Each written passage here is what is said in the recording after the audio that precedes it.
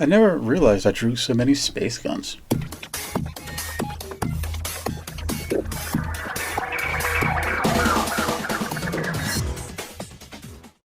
Hi, I'm Mark, and this is Subliteral Network. I make art and comics, and thanks for watching. Remember to hit like and subscribe and to leave your feedback in the comments. I post art daily, 5 days a week on Instagram, Facebook, and Twitter, and this is a roundup of that work in case you missed it, with a little more detailed description added. You can read my Una the Cave Bunny comics free at radiocomics.com, and please visit my Patreon page if you'd like to support my work.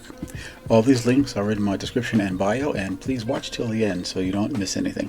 I used to draw quite a bit with ballpoints before I went to art school, and learned what art materials are. But in recent years, I've been fooling around with ballpoint, doing sketches and stuff, and kind of transferring the techniques that I learned with ink pens over to the ballpoint work that I was doing.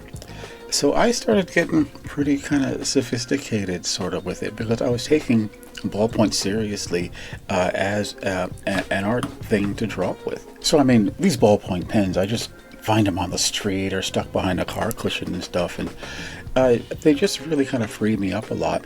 I found out they're great for drawing jeans.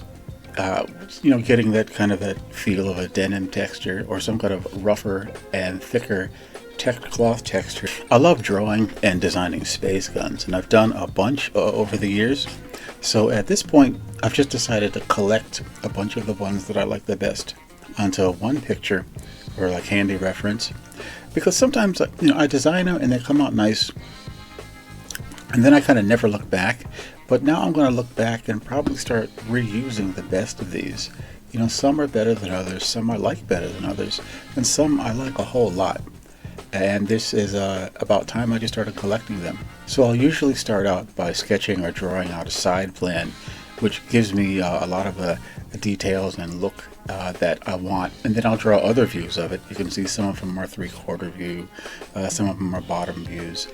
Usually I get by with a side and a 3/4 view, which gives me the ability to draw the gun in any position, any way anyone happens to be holding it. So some have these gas cylinders attached to them, some have clips with different kinds of rounds and stuff, but they're all space guns, and they're all really kind of bulky and fantastical looking, and I guess that's their main function, to look cool.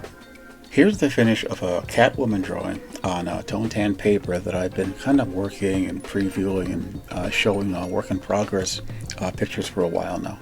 So okay, it's ink on tone tan, colored with Prismacolor and Copic markers, a little China crayon for white, and what else is on there? A little bit of watercolor here and there. To add a little color and tone where I didn't have a marker that would work for that. There's a bunch of stuff all mixed up in there. What's this called again? It is called Pro White for some of the, it's a little like a white paint for some of the white highlights. Just a bunch of different things that go into these tone tan drawings that I do now. This one again is based on the Jim Balent costume for the Catwoman run in DC Comics that he did in the 90s. And I kind of took off the thigh-high boots and the long, like, opera gloves for no reason, but just this look on Catwoman is the one I like the best.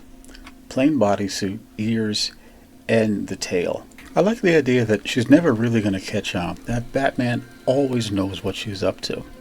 She's sneaking around, she's lockpicking, she's breaking into buildings, and she's always interrupted by Batman. This is a new costume design for Una the Cave Bunny, which you can read over on radiocomics.com. And I've designed a lot of different costumes for her over time. Some I've liked, some I haven't liked. This one I like. I just figured, it just suddenly occurred to me. I said, it's hot in a prehistoric jungle world, and she probably wouldn't be wearing much. So there's ways to draw your character wearing less without making her look too stupid.